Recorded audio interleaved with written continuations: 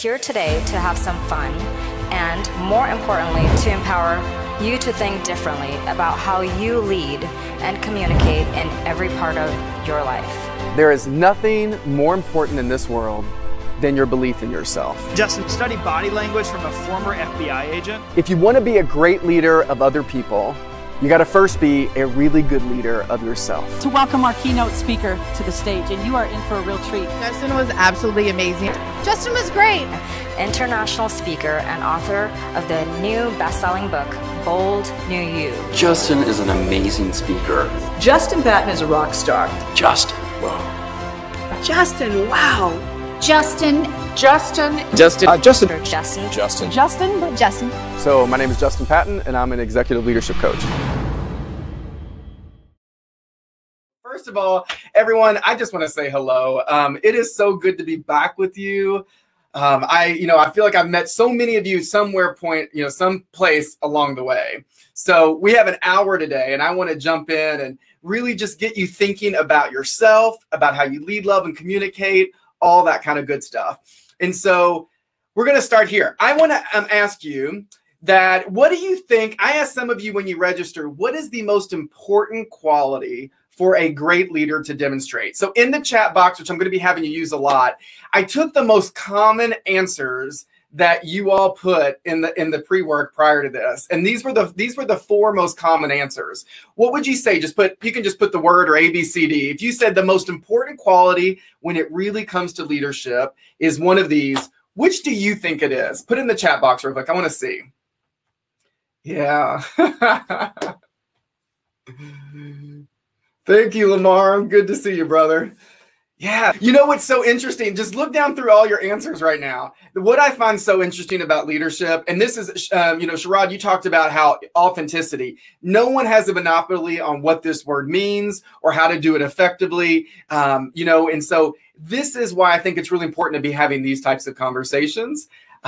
So I want to tell you about a really important lesson that I had to learn from my friends. So these are 2 of my really good friends. On the left is Renee. In the middle is my best friend, Chad. And in 2015, we went hiking and went on vacation in Italy. And while I'm on vacation, you all, we were hiking through Cinque Terre. So these 5 little villages, and we're all hiking through. And in the middle of the hike in this beautiful Italian, forest, all of a sudden my friends go, "Hey, Justin, can we give you some feedback?" Now, you all know nothing good ever comes right after your friends say, "Hey, can we give you some feedback?" And I remember, of course, we're in such a great place. I didn't feel threatened. They were making it safe. I was like, of course.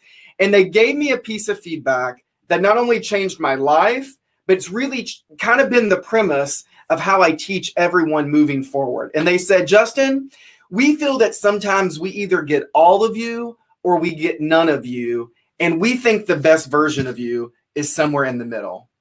And I don't know about you. How many, if you can relate to that, drop it in the chat box, that sometimes people either get all of you or they get none of you. And understanding that when I'm really operating in this really authentic place, I'm never in an extreme version of myself. That it's possible for me to be confident and kind at the same time. It is possible for me to be engaged with people, but also curious and inviting them to have their space in that conversation. And it's possible for me to be empathetic, but also honor my boundaries. And I realized after that feedback that, because I am a closeted introvert over here, and sometimes I'm all in, and then sometimes I was just so drained I was all out, and they felt like they never knew who they were going to get. And the part of me that was really consistent was always that version that's in the middle. And actually, a couple of you hinted at this in the chat box. When we started, I said, what is a piece of leadership advice that you live by?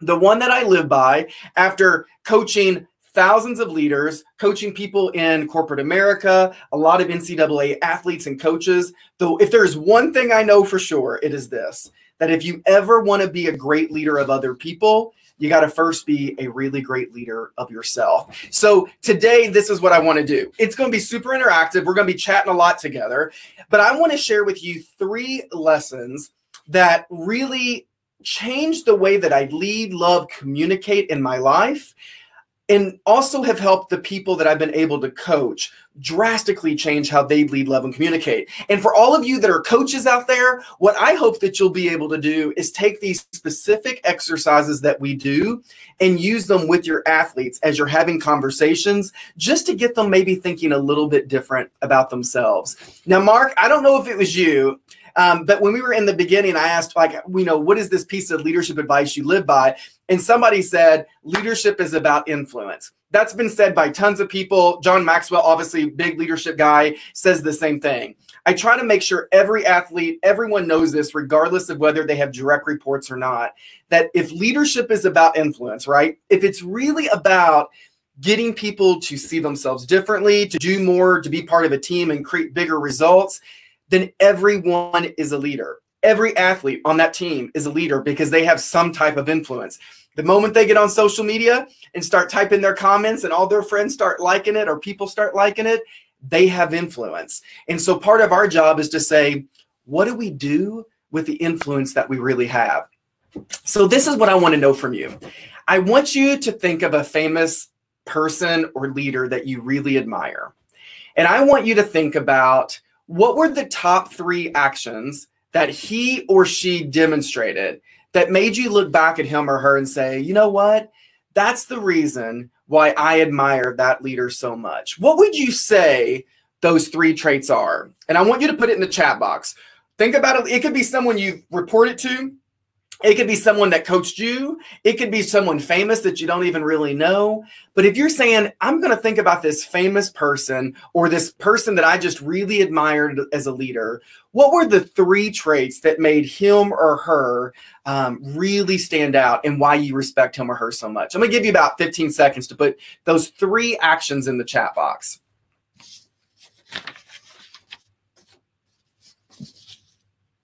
Yeah. Good. Ashley, yeah, approachable. I want you to start looking at the comments that everyone's starting to put in. There is going to be a theme that stands out, and the theme happens every time. Whether I've coached people in the NCAA, coached executives, teenage kids, the same answers happen all the time. And so as you look through here, you'll see a consistent answer with all of these words. Yeah, right? Good.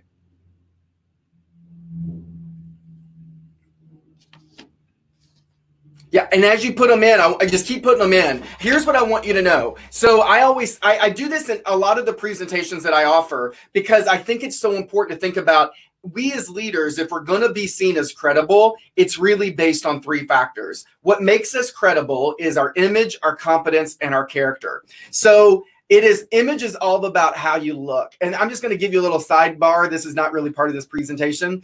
But when you think about executive presence or leadership presence, they ask people, out of 100%, how much of your executive presence, leadership presence is really based on image? What would you all say? In the chat box, put down, out of 100%, how much do you think your presence or your leadership presence really has to do with image? What would you say out of 100%?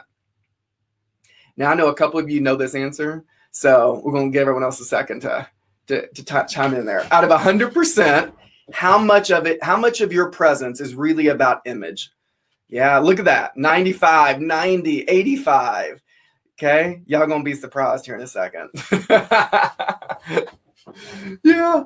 So what the research came out to say was, out of 100% of your leadership presence, only 5% is actually around appearance. Now I'm going to say this. They said that 5% packs a really big punch because it gets you in the door to everything else. And so if you can't get past that 5%, a lot of people won't even let you in the door to find out about your competence or your character. And so when it comes to competence, what we know is that is all about, do you have the smarts to do your job? Can you coach? Do you know what you're doing? And the last part is your character.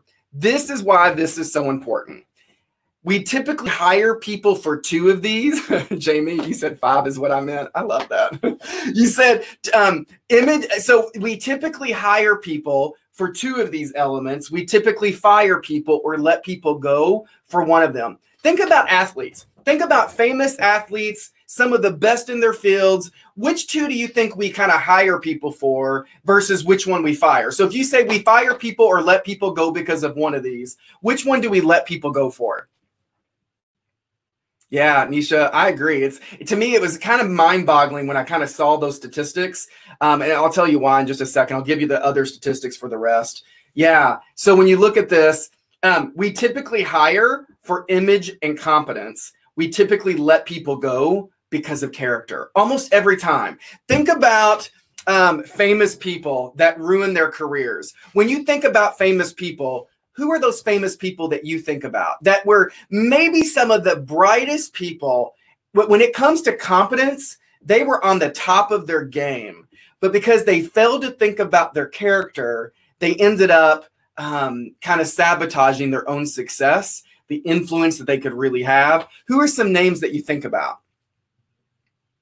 Yeah, Dominique, you know, it's always one of the first people that comes up is Tiger Woods. Yes, Paula Deen, Lance Armstrong, right? Who else do you think about? And it can even be outside of sports. You think about any industry that it's happened in almost every industry. Antonio Brown. Yeah, Justin. Good. KD, Jack. Yeah. So what else? Yeah, Bill Cosby, Bobby Knight. Yeah, I'm writing about him in a book right now. So good. It's funny that you said that, Ryan. Yeah, Martha Stewart. Now, I will say, Casey, you know what's interesting about her? I agree, but not a lot of people get to make the comeback that she's actually made. It becomes a lot harder. Wendy, yeah, Matt Lauer. Recently, we saw Harvey Weinstein. We talk about OJ, all of these people that were on the top of their game who failed to think really about their character ended up sabotaging their career. You know, I don't talk about this a lot here, but I even think about, especially since so many of you work with athletes, and this isn't just about athletes, it's even about us. It's even thinking about our online presence and how every time we type something, it's a representation of our character and what we value. And everything we retweet becomes a representation of what we stand for. And oftentimes, I think sometimes we're acting impulsively and we get passionate and we just make a comment, not thinking of how many people are going to see it, not thinking of how long that's actually going to live out there. And then sometimes, I've been in meetings before with other people in organizations where we were doing a performance review of people in the organization, and they literally started talking about someone's online presence and the negative impact it had on their credibility. And are they willing to take the risk to be affiliated? And should that person not continue to move up in the organization? And so we see this happening time and time again. And so I always say image and competence are important. It is going to get you in the door. Character is what will ultimately decide if you get to stay there and how far you'll actually go. Pat Summitt, obviously, I don't know if you've heard me speak. She's one of my probably idols of all time. Never got to meet her, but I love this line that she says. She says, life is competitive and people are going to keep score, and you cannot be afraid to go out there and compete. I am all about competing, you all. Like, I have this personal motto that I never shared. I always say, sometimes you win, sometimes you win more. Like, I do not like to lose, but I will say this. What I love about her is she has such a focus on, yes, go out. I want you to go out and compete, but I also want you to compete the right way. And I want you to focus on how you compete so that you can be a great leader of yourself. This is a little sidebar about Pat Summitt. She also said this line when it talks about leadership and we talked about influence. She says, whenever a player makes a mistake, you have to immediately put them back in the game. She says, you don't berate them, and shame them or reprimand them and then sit them down with no chance of redemption. And I think about how many times have we done that, whether with our kids or with our friends, and we get on people and we don't put them back up or give them the opportunity to redeem themselves. Life is competitive. People are going to keep score. And our job is to really help ourselves and our athletes focus. I want you to go out and compete, but I want you to be able to do it the right way. Now, I'm going to show you a slide. The animation doesn't work in this setting, so we're going to not worry about it. But I'm going to ask you something. When you think about Oprah Winfrey, what is the very first word that comes to mind when you think of her? I want you to put that in the chat box. The very first word that you think about when you think about Oprah Winfrey.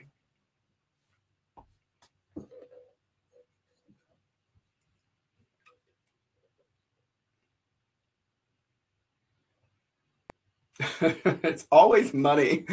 Yeah, I agree, Brianna. She's a boss, isn't she? Yeah, yeah. They talk about like her, her magic touch. Everything that she does kind of turns to gold. All right. And as you're typing that, I want you to think about. I'll just do a couple of these. Think about Justin Bieber. What's the very first word or that gut instinct that you have when it comes to Justin Bieber? Look, I know some of you are still on Oprah because I can tell. So when it comes to Justin Bieber, what are the words that you think about? Yeah. You know, when I do this in a big group and some people are just like, oh, bless his heart, right? It's interesting. Yeah, right? So here's the whole point of me showing you that is within 1 second, every one of you can make a judgment and a comment about all of those people. And the point that I always make to people is people are doing the very same thing about you. They just often don't have the courage to actually tell you what those words are. So I'm going to ask you this question. Do you think there is a difference between presence versus leadership presence? I want to see what you think. Do you think there's a difference between presence versus leadership presence? Whoever just voted for you're making this too hard, I think that's hilarious. All right, what would you say? I'm going to give you about 10 seconds to answer. I'm going to show you what everyone else in the room says. And then if you're already done responding in the chat box, I want you to put why you think that. Why would you say there either is a difference or there's no difference? Yeah, 5 more seconds on the poll.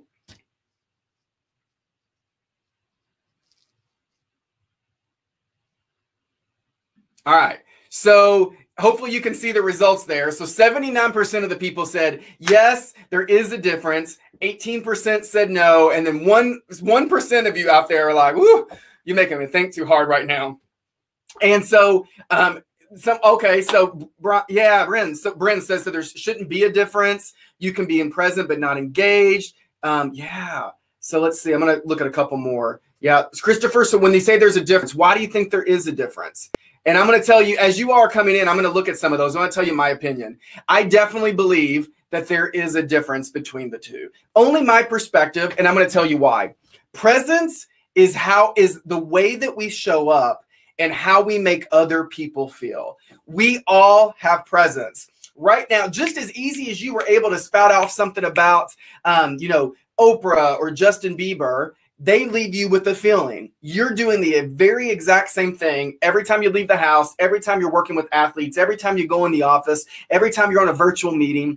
Our style and our style that we show up with always leaves people with a feeling. Quick, I'm going to tell you, I'm going to share a few stories as we go here. One that I've never shared. Again, I'm not proud of this. I was at it was like in Michigan at a casino for an event. And I'm gluten-free, and they had like no food there that I could eat. And they were trying to be accommodating, and I really appreciate it. And I was in this banquet, and the lady comes up to me, and I was like, hey, I'm gluten-free. Do you have any options? And the day before, they'd made me this chicken breast. And it was really bad. I ain't going to lie to you. And when I asked her the next day, I was like, hey, I'm gluten-free. Do you have any options? She's like, do you want us to make you another chicken breast? And without thinking about it, I said, do you mean like that dry one from yesterday? That is not me. And it just came out before I could ever even stop to think about it. And as soon as it did, you're like, did I say that? And my whole point is this: most people in life are only going to catch glimpses of who you are. Most people are never going to know you at the level of your family and at the level of your friends. And I always teach, when I work with athletes or other people, I always say, what are the glimpses that people are going to get of you? Because that's the way your presence makes them feel. In that moment with that person that came around and I said, the dry chicken breast from yesterday, if that was the only glimpse that she had of me, my presence did not leave a positive mark on her. And I didn't live up to who I really believe that I really am. And so I think there is a difference between presence versus leadership presence. And I think it's really important as leaders and coaches that we help athletes and other people just understand the difference. Here's how I define leadership presence. To me, It's using the style that we show up with to earn other people's confidence and trust. Everyone has presence. Not everyone has leadership presence. And it really is about us being mindful of and taking responsibility for how we're showing up. And whoever talked about influence earlier, this is what it's about. Can I show up in a way that's going to earn other people's confidence and trust in the process? Now, I'm going to share this because this is my favorite story of all time. And many of you might have already heard this, but this is not my glory moment, all right? This is probably the worst I've ever showed up, but I want to be real and honest with you all about how this is the moment I did not have leadership presence. So you know the worst part about the airport. Back when we could travel, the worst part of the airport, of course, is security. And I was at the Toronto airport. I had done a big event there and I was coming home. You all, it was really early in the morning. And I remember that I got through the little x-ray machine from TSA. And I was waiting for my bag to come out on the escalator. Well, the TSA agent lady is over here checking a man's backpack and all these bins are lined up so that no one's bag could come out. So I wait patiently for the TSA agent lady to get done. And at some point, she hands the man his backpack. And then I go to slide all the trays down the conveyor belt so people's bags could start moving. And I don't know what that did to that lady. But as soon as I went to slide all the trays down, she goes like really hard and grabs the bin. And I like jerk up. And I'm like, what was that for? And in my head, without thinking about it, again, none of us show up our best when we go to that extreme version. I went to this extreme place without thinking. I did not pause. And I was in my head, I was like, well, I'll show her. And I stacked every bin on top of one another, slid them down and said, fine, I'll do your job for you. Y'all, that did not go well with TSA. I do not recommend any of you doing it. And she and I start arguing back and forth in the middle of the Toronto airport. And I got my stuff and I walked 20 steps down the terminal and I stopped. I teach people for a living to take responsibility for their energy, right? Make your voice and presence matter. And I didn't do it. And this is the moment my character's on the line, right? So obviously I didn't show up my best then. And now I get to make a decision. And I know how I am. I would either obsess about it all day long, or I would sit back and say, you know what? I'm going to take responsibility for my part in this dysfunction. I don't agree with what she did. Even today, I still think she was wrong, but it wasn't about her. I didn't live up to that type of that leadership presence that I want to have. So I was like, I'm going to take responsibility and I'm going to go back and I'm going to apologize. So I start making my way back over to TSA. I get over to the lady. She's turned around talking to a coworker. And I said, excuse me, ma'am. And this is not being dramatic. She does this. She goes, what? And I said, I need to tell you that I'm sorry. You did not deserve the way that I talked to you, and I owe you an apology. And she looks right at me and she goes, well, I don't accept your apology. And I was like, bless her heart. No, she did not just do that to me. And I just kind of closed my eyes for about 1 second. By this point, I had it together. So I just paused and I looked back at her and I said, you know what? You don't have to accept my apology, but I feel like I owe that to you. And I had my stuff and I just said, I hope you have a good day.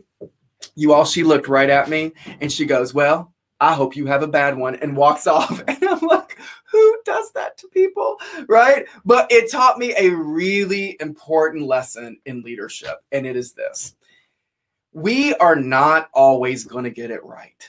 But when we don't get it right, are we willing to slow down and make it right? Not for other people, but because we know who we really are and we want to be able to show up our best as much as possible. Even when we get it wrong, we will do what we have to do to make it right.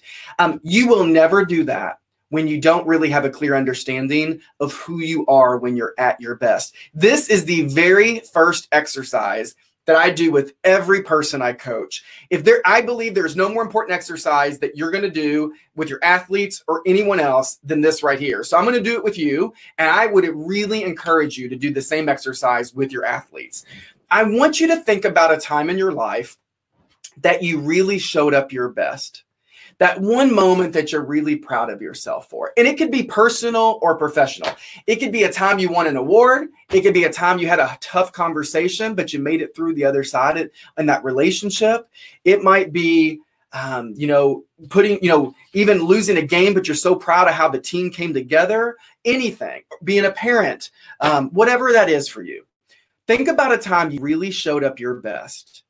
And when you think about that moment, what were the top 3 actions that you were demonstrating in that moment that when you look back, you said, I think the reason why I was able to show up my best is because I was doing X, Y, and Z.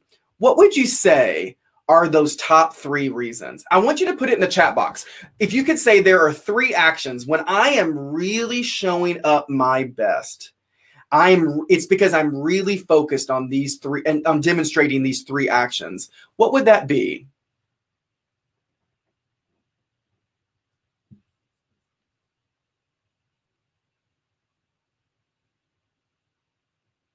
Yeah, hey, just so I got a comment that you all can't see. I want to address it in the chat box. Somebody said, hey, Justin, I read recently about leaders shouldn't have a style and should adjust their style to what other followers need. Can you define what you mean by style and how we should use personal style versus adjusting to others?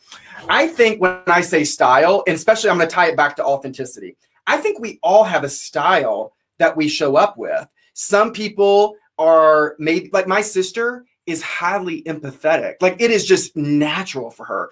That ain't me, y'all. Empathy will be something that I'm really intentional about, but it will be my life's work. I feel like I'm confident. I'm no nonsense and pretty direct, but I also feel like I'm really kind in how I deliver it. That's the style that I show up with. But here's what's interesting. My pastor once said, he goes, you can't meet people where they are when you think you're above them. And so I do believe that great leaders who have great leadership presence know how to flex their style, not change who they are, not give up who they are, but I'm going to meet people where they are. And if influence is not manipulation, it's saying right now in this moment, this person needs me to be empathetic because they just need to be heard. And if I can make them feel heard, I know they'll feel safe to open up and share even more. And so to me, it's understanding what is the style that I'm showing up with. Do I know not to change it, but still be authentic with my style, but also know how to flex that, not in an inauthentic way, but in a way that's going to make the conversation safe and create that confidence and trust from other people. So I hope that answers that. If not, drop some other stuff in there and we'll talk a little bit more about it. Yeah, so I can see all of you talking, right? At your best, you're these 3 things: caring, authentic, listening, empowering, all of this. Here's what's so interesting. Do you know that so many of the leaders, when I teach some other programs, we talk about love versus fear, which we're not going to do today. And when I get to the part about love, they're like, oh my gosh, here we go, all that touchy-feely stuff. But isn't it amazing that almost every word, if you look down through this list of almost everyone's words, they're almost all heart words, and they're almost all rooted in love. Everything I've studied, it kind of says, and I read A Course in Miracles, I studied it for a long time, and it says every emotion is all rooted in love or fear. That is it. Those are the 2 core emotions that we all show up in. Every other emotion is an outgrowth of one of those. And so out of fear, anger, bulliness, resentment, judgment, criticism, all of that. Out of love is compassion, listening, grace, forgiveness. I think this whole ability to pause, compassion, all of that. And when you look down through your words, all of these are always rooted in a place of love and compassion for other people. Taylor, yeah, lead with love. It's interesting, Taylor, that you're saying that, because the Harvard Business Review came out with the article, and it says, is it better to lead with love or fear? The answer, and by the way, when I asked that question to a bunch of leaders in the room, most of them will say love, but there is always a handful of people that always believe fear. And the article makes the argument, and how they define those words is a little different, but they make the argument that there's a place for both. But you have to lead at first with love, because we have to earn the right to lead people. Remember in the beginning when I said the best version of you is somewhere in the middle? This is the middle version. So Zelphia, right? As she's showing up in that middle space, she's empathetic. She's encouraging, comprehensive. Graham, you talked about leadership is about love. Spencer, you're caring, you're confident, you're fully present. That is who you are when you are at your best. Most people will not be able to have, Lamar, I saw somewhere in one of your comments that you talked about emotional intelligence. So much of emotional intelligence is self-awareness. If you don't know how you want to show up, if you don't know who you are when you're at your best, it's often really hard to understand that we stepped out of that version of who we are, and we need to figure out what we need to do to step back into it. So I always tell people, I'm not here to coach you to be someone you're not. I want to coach you to be more of who you are when you're really at your best. And these 3 words are what help me understand. You're saying, at my best, I'm confident, I'm empathetic, I'm kind. And the moment you will know the moment that you stepped out of those 3 words. So I always say, if you want to be that cow is all about authenticity, y'all. I always say, if you want to be a great leader of yourself, the very first thing that you've got to do is you've got to remember who you are at all times. And then you got to be able to live that version. Number 2. Now, I know it was interesting because we asked you this in the pre-work as well. What is the number 1 trait that holds leaders back? What would you say it is? Go on and put it in the chat box. I'm going to add a few different things if you've heard this presentation. So I'm going to add some stuff that you might haven't heard. But what would you say it is? The number 1 trait that holds leaders back out of everything that you can possibly think of. What do you think that number 1 trait is?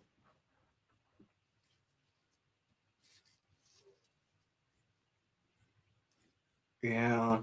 So it's so interesting because we just talked about fear, and I want you to now look at all the words that are actually starting to show up. Okay. Yeah. So, Deepak, you talked about confidence. I'm going to say this. I think the thing that holds people back is a lack of confidence or too much confidence, right? The best version of you is somewhere in the middle. Because I know I've coached NCAA coaches and administrators who were on one end way too confident, comes across arrogant. On the other end, didn't believe they can do it and playing the victim. Neither one of those are good. It's always that space in the middle. And so I always say it's ego, and many of you have seen it. I'm going to define it for you. I say it's any fear-based thought that pulls you out of the truth of who you really are, which is why the exercise that we just did that you're going to do with your athletes is so important, because if they can understand who they are when they're at their best, they'll be able to better understand when they walk out of it. Their ego is always going to pull them out of that authentic space, that space in the middle. And so I'm going to skip that, but I want to talk about your ego will always operate in an extreme version of yourself, right? One side is self-doubt. Probably athletes who always show up and play the victim, doom and gloom, nothing's ever good enough. But then we have the people on the opposite side it's all about bravado and this over-the-top confidence. And oftentimes they lack humility. None of us show up our best when we operate from that extreme version of ourselves. And I think it was December of last year, I got to speak to 1,000 softball coaches. And Carol Hutchins, I had the opportunity to interview her. I admire this lady so much, one of the most winningest coaches in softball in history. And when I was interviewing her, I was asking her some questions. And through the questioning, she did such a brilliant job of really defining the difference between authentic confidence versus ego. And I want to share that with you. She talks about people that are authentically confident always define themselves by the inside stuff, right? By who they are, their values. Where our ego gets the best of us is when we start defining ourselves by our wins and losses, the trophies, the how long we've been married. It's the titles that we do, the titles that we try to accumulate through our lives. She says that confident people that are authentically confident play a long-term game, where people that are in their ego are always caught up in the short-term moment. I got to win this moment right now. And sometimes in the process, especially communication, we're in the process of winning the moment, we sacrifice the relationship because we don't play the long-term game. And the last thing that Carol said was, she goes, these people that are really authentically confident, they believe they're good enough even when they fail.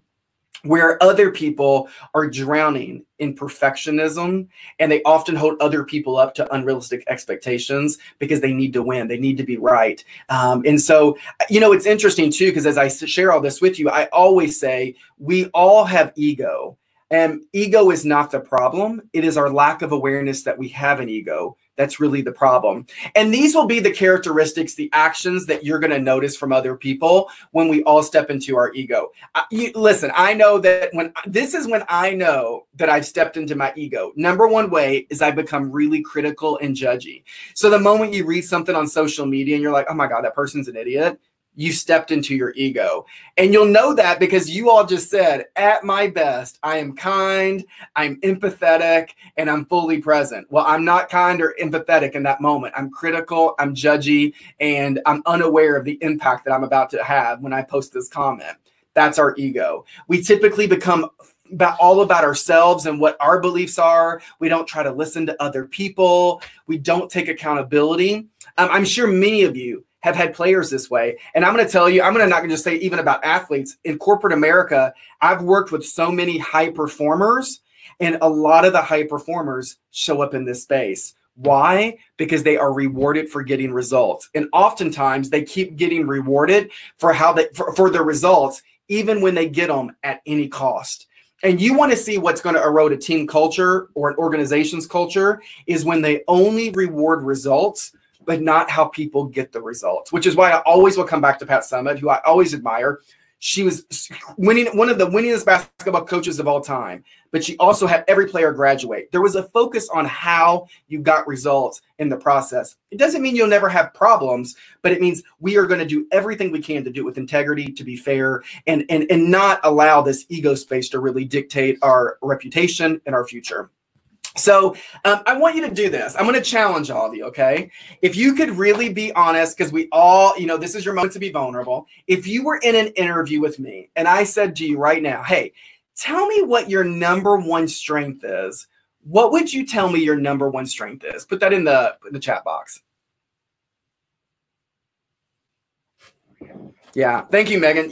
I thought it's either Megan or Megan. So yeah, this idea of stepping into your ego, I always find that we step into it a lot, right? But my thought is, for helping people understand, the moment the quicker you can become aware that you've stepped into that ego, the quicker you can step back into that best version of who you really are. But that's why the awareness of who you are at your best is so important. All right, so I'm seeing all these strengths that you're listing. All right, now I'm going to show you something, because I'm going to show you what's going to happen to your strength. So there's a lot of research about ego and the impact that it has. I want you to look at this. So this book is called Egonomics, and they talk about how your ego, when you step into that space, will always turn your strength into your liability. So look at this list. Assertive people become pushy people. People that are self-confident. We want authentic self-confidence. But when it crosses that line, it comes across as self-absorbed, this lack of humility. I don't share this usually in here, but the best career advice I ever received was from the CEO of Yum Brands and Taco Bell. His name was Greg Creed, or is Greg Creed. And he says, stop trying to prove that you belong and act like you belong. And people that are really confident aren't trying to prove to people that they belong. They already believe they do. It's people that are either in one of those extreme versions that feel like they have to prove themselves to everyone. People that are directive become dictatorial. These last three, by the way, are the most common three that I see with really high performers or really great athletes. They're so passionate about what they do that they often become overzealous, and their intensity actually doesn't make it safe for people to open up to them. I had a doctor that runs a big practice reach out to me yesterday, and the aha moment for him at the end of our conversation was he's so passionate about his business that he built from the ground up that he's holding his staff to these unrealistic expectations that they'd be just as passionate as him. And maybe their passion's their family or other things. And we gotta really kind of manage that intensity and the passion that we show up with. Independent people become really detached. Smart people often become know-it-alls. So this is what I want you to do. I want you to take that number one strength that you just listed. And what would you tell me when you step into your ego? What does your ego turn your strength into? What would you say? Put that in the chat box.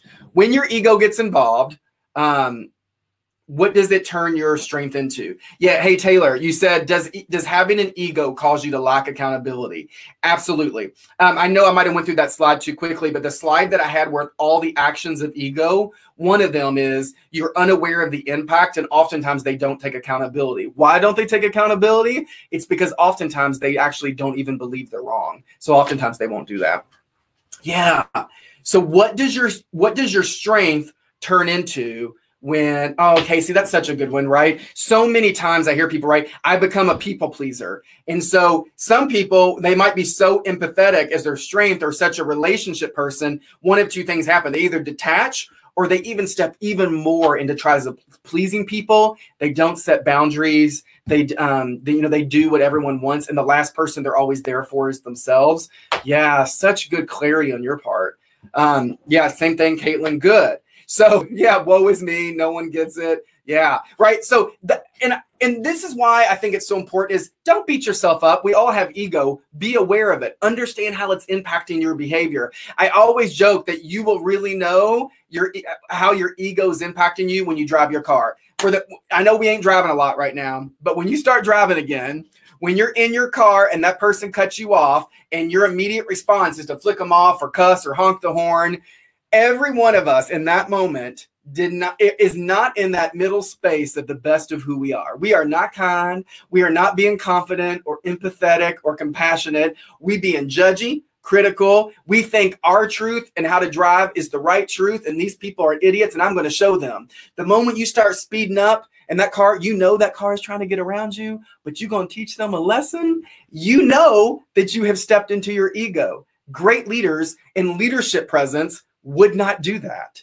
And so that is my reality check. I will tell you, when I started being more mindful of my driving and my reaction to my driving, I learned to stop reacting as much. I feel like I've become a better leader because I knew that the driving was my test. Because I don't share this a lot, but at Yum Brands, where I used to work, they had a realtor that when they were going to hire a big executive, they would have the realtor take these people out to try to find a house.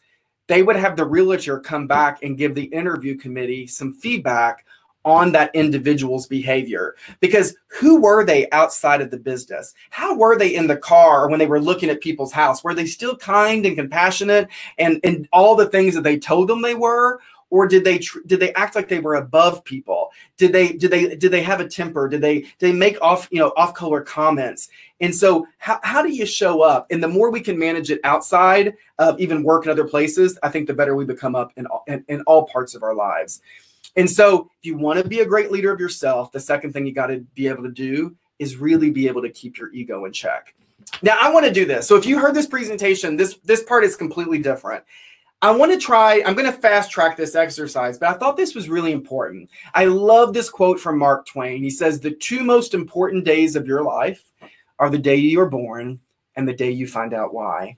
And do you know almost every executive I've ever coached, when I say, who are you? Or why do you do what you do? Most of them cannot tell me. And so I'm going to see this. I'm going to ask you a polling question just to see where some of you all are. Let's see. All right, you should see this now. I want you to say, do you feel, like if I was to ask you, do you feel that you really clearly can articulate your purpose? What would you tell me?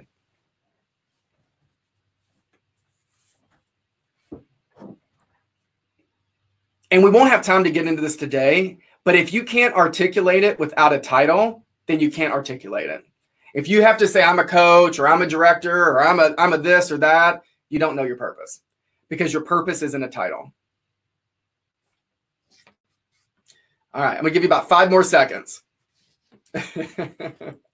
Well, we went from 1% earlier saying you're making me think too hard, to now we have 3% that say, I feel attacked. I love it. All right. 57% of y'all. That's awesome, right? 57% say, yes, I think I can. 38 say, nope, don't think it's clear. 3%, you're feeling attacked right now. Well, hopefully we're going to make this a little easier for you. I'm going to give you an exercise that this is the quick version that I think you can do with your athletes or even your family, to, if you have kiddos, to kind of see where they are. And so I am a huge believer that success is an inside job. I went to Old Dominion University and did a presentation one time. And there was this girl in the back. I could just tell something was wrong with her. And after it was all over, I went and I met her and I was having a conversation. And what happened, she eventually told me that it was her senior year and she was the soccer captain. And it was about 2 minutes before halftime, the first game, she was knocked down and they blew out her ACL. Her entire career was over. And so for at least that year, senior year. And so what happened is she felt defeated. She goes, I don't know who I am anymore. Why? Because everyone her entire life had said, you're an athlete, you're an athlete, you're an athlete. Well, who are you when you're no longer an athlete? And she was sitting there kind of drowning in this, what she felt was like defeat, and she didn't know how to add value. So I wrote about her. I wrote about her in my book, and I got to talk to her a little bit throughout the season. And at the end, I interviewed her and I said, so tell me what you learned. And she realized that the title didn't mean anything. And she goes, I always thought my value was being on the field, and now I couldn't be. So I was on the sidelines, but because I was on the sidelines, I was more available to people. And because I was more available, they opened up and shared more. And I was able to lead in a much deeper way than I've ever been able to lead in my life. And I think more importantly, what she learned was that her success started being more of an inside job than trying to believe it was from being on the field and just scoring goals or from being the captain. Anytime we put our success in something external, it's really dangerous. So this is the exercise I want to try. Now, I usually take like 30 minutes to do something else, but we're going to try to fast track and see if this can work. I want you to imagine that I had to see your entire life within a 1-inch picture frame. And if your entire life could be summarized by one word or one phrase that said, this is the word or phrase that would kind of sum up everything that I've been through, what would you say that word or phrase has been for you? And if you feel comfortable, either write it down beside you or put it in the actual chat box. What would you say? What is that one word or that one phrase to say, if I could summarize my life, good or bad, all of that together, this is the word or phrase? Yeah, winding road, go getter. I love that. Yeah. Okay, so I want you to hold on to this word. Now, I'm going to show you some examples, so keep putting your words in the screen, right? These are just some examples. Mine was the power of words. Some words inspired me. Other people's words had really hurt me and did some pretty, negative damage and some trauma as a kid. And part of my journey has been figuring out, now I teach people to make their voice and presence matter. It has become such an integral part of why my purpose is my purpose. And so I want you to, if you have paper or a pen, I want you to write down this formula. If not, we're going to be able to type it in just a second. I always teach people, this is how I want you to articulate your purpose. Under who, for today, we're all going to say people. But under how, it's how are you going to live your purpose out? So it has to be an action word. So you're going to say, I want to teach people or help people or empower people to whatever this last word, the impact. That is, you got to take the word that you said was your theme and you're going to turn it into something. So let me give you some examples. Okay. You might say, if I'm going to go back to the chat box just so I can see some of your comments. Some of you said your word was persistent. So Jessica, so maybe your purpose statement might say, I want to teach people how to overcome anything they go through in life. You take what you've been through. This is the reason purpose is purpose. You take everything that you've been through to use it to make something better for other people. Susie, you said your theme really was around giving. I want to encourage people to give more in life. Zelfia, lifelong learner. I want to inspire people to be lifelong learners, because if I was interviewing, I'd say, well, why is that? And then you would be able to share your story with me from a really deep, authentic place. Someone else said, let's see here. Let's go to Adam. So blessed beyond all measure. I want to motivate people to see the blessings in their life. Tony Ann, roller coaster. Seriously, I want to teach people how to navigate the roller coaster that they're going to go through. Right. I want to empower people to enjoy the roller coaster that they're on. I don't want you to make it sound sexy or do what you think is, all of that. I want you to write something that is true and authentic for you. So if I was to ask you to use this formula, yeah, I love that, Ashley. I want to encourage people to take chances. So if you were to use this formula to say, if you're going to be a great leader of yourself, I'm going to talk on a second, you got to live in purpose. But I don't want it. That sounds so generic. How do you do it? You take everything that you've been through, the crap, the amazing stuff, the failures, the wins, and you say, it's all been about this. And then how do I use that to motivate other people? Yeah, I want to empower people to turn their pain into power, teach people to keep going, empower people to find their strength. Let me ask you a question. Sometimes I don't have time to get to this. So I'm going to ask you this before we end, how does being able to articulate your purpose that way? Lindsay, hey girl, I didn't know you're on. So good seeing you. I want to empower people to be their best. How does being able to articulate your purpose in this way, how does it change the way that you show up? I want you to really think about that before you respond. When you think about how you show up as a coach or as an administrator, how you show up in your marriage, if you were really going to believe what you just wrote and you were going to live it out, how does it change the way that you are required to show up? What would you say? I love that, David. Yeah. Yeah, Delise, you said it brings clarity. I'm such a believer in that too. I'm going to talk in the last slide we'll talk about is, to me, understanding my purpose brings confidence, focus, and drive. And so for me, when I say to people, everything I stand for is to empower people to make their voice and presence matter, then I'm called to a higher standard. That means that I'm required to make sure that I'm doing my best to be able to do that for other people. Again, we're human, you all. That doesn't mean we're going to get it right 24/7.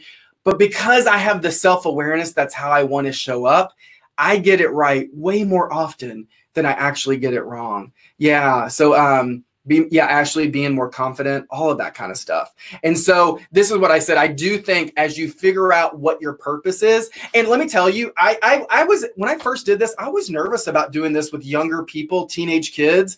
I taught in the Pac West conference, and we did this for a bunch of student athletes. And I was like, are they going to get it? And I'm like, they've just had they've had enough experiences, good and bad in life, to say with where I am at this moment in time, this is what it is. And I tell people, give yourself permission to change it, because your purpose has really been shaped by two pivotal things: the people in your life, good and bad, and the experiences that have been good and bad. And as life changes and happens, your purpose might change and happen. And give yourself permission to really be able to move on and evolve what that purpose is. So if you want to be a great leader of other people, you got to be able to live in purpose. Leo Tolstoy says, everyone thinks about changing the world, but not a lot of people think about changing themselves. So for today, I just want to share those three things. I really am such a strong believer that if you really be a great leader of yourself, you got to really understand who you are at your best and stay true to that version. Always keep your ego in check. Know that you have it. Don't beat yourself up for it, but keep it in check. And then really live your life in purpose with that thought that you're not always going to get it right, but you're going to get it right way more often because you're aware of it. What would you say, before we go, is the one lesson, if you're going to take one thing away today that you're going to hold on to and do something with, what would that be for you? I'd love for you to put it in the chat box really quick. Yeah.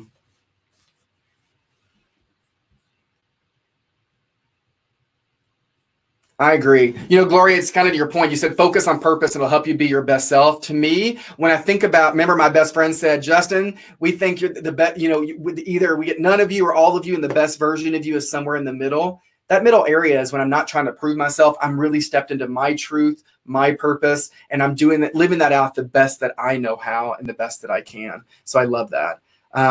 Yeah, good. All right. I'll end with this. I try to give some things for you to think about. Here are 4 actual things that you can do. Ask the people in your life that I always say your truth tellers, those people that you actually trust. Ask them, what 3 words would you use to describe me?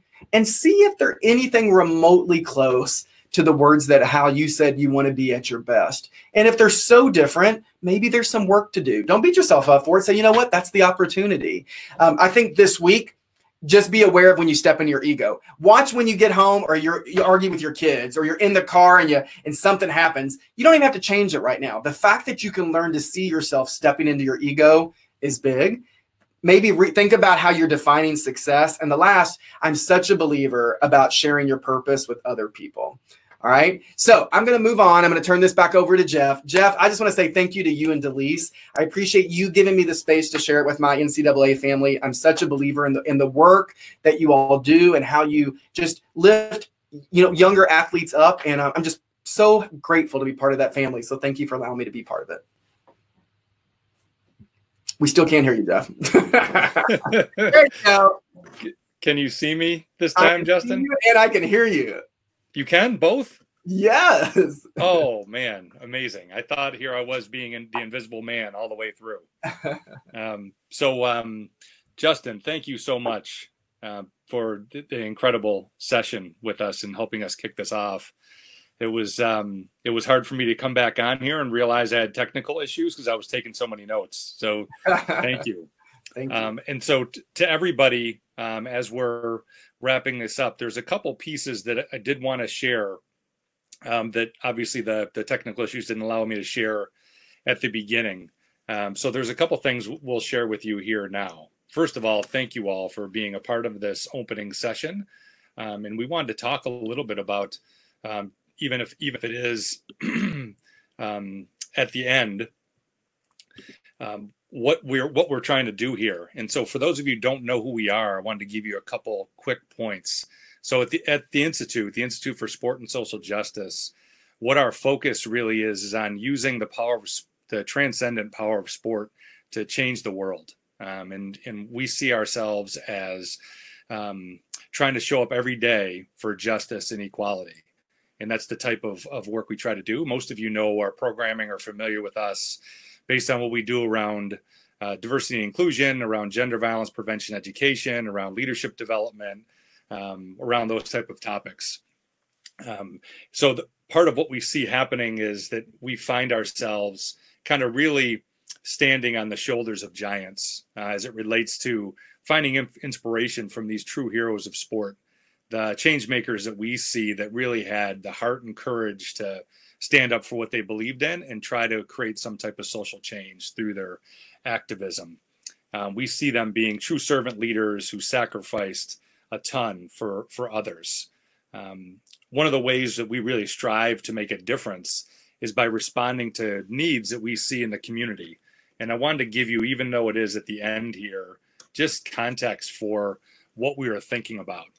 And so as we think about during this time, there's dramatic change in our lives and our work cycles. Many of us have struggled to maintain focus and on our personal and professional development and growth goals. And we wanted to make sure we could be good neighbors and try to provide a resource and create this learning community, an e-learning community, for us to be able to work together, to learn together, to explore together. And so our hope is that this will be a learning community and that will help empower us to refocus our energy so we come through this COVID-19 having advanced our goals through deliberative action, like really thinking about what we're trying to do. And one of the reasons we are so excited that Justin agreed to partner with us is because we feel not only is he just a huge expert with a huge heart, but his book is a tremendous resource for us as well, for all of us as we try to navigate through this time. So we're hoping each time to combine some type of resource, like a book or a video or something along those lines, with an expert to be able to have a live opportunity to share. And speaking of the resource, what we'll do here is I'll ask one of my colleagues to help. Justin's been good enough to offer two of his books as giveaways to participants here today. So we'll do that before we get off as well. And as we close up and think about what we're trying to do moving forward, know that you're going to receive an evaluation in the mail, a link to an evaluation to help us understand what you liked and what you didn't like. That'll come in the next couple of hours. And then we also wanted to make sure you're aware of a couple things. One, that we'll have our next learning community session here, webinar, will be on Thursday, June 4th, and it will be featuring Peter Roby on a discussion on being a change leader and creating learning cultures. So Peter is a former Reebok senior executive, former Division I men's basketball coach, former Division I athletic director. He's a member of the Knight Commission on College Athletics. He's currently a senior consultant with leadership development at the NCAA, and I could go on and on and on. Peter's highly accomplished and amazing, emotionally intelligent leader who will bring a lot of wisdom to our community as well. So you will see a link. I believe it might be live currently, that you can get to Peter's registration for Peter's event as well. That one will be, Peter as the expert, and it will focus on Edgar Schein's seminal work around organizational culture and leadership. So for folks who are interested in that, we want to make sure you have that opportunity. A couple of things as we do final comments. Remember, as Justin says, that before you can be a great leader of others, you first must be a great leader of yourself. And so part of what we really want to do is think about, while we're always in this other-centered focus, making sure it starts with us first, and making sure we're doing the work on ourselves to help grow and develop and be the leaders that we really need to be. And on behalf of the Institute for Sport and Social Justice, we want to thank you for being part of this learning community as well. And now, so before I check off here, I want to check with my colleagues here regarding the giveaway, and if you can help me find that and tell me how we're going to do that.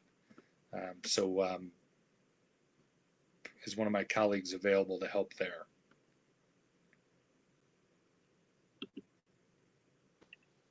Jeff? Yes. We'll do it in the link, in the follow-up links with the replay video that we're sending out in just about 2 hours. I sent in the chat earlier that we're going to do a random selection from all the people who were chatting. So if you chatted more than anyone else, then your odds certainly have increased. So look forward to sending that along to you. That's wonderful. Thank you. Thank you for rescuing me there, Delise. The last thing I will say to everybody is I wanted to acknowledge Delise O'Mealy, who you just heard, who's our executive director, for her leadership and really driving all of the behind the scenes around this. True servant leader. So thank you so much for your leadership, Delise. And to everyone, have a great rest of your day. Thank you.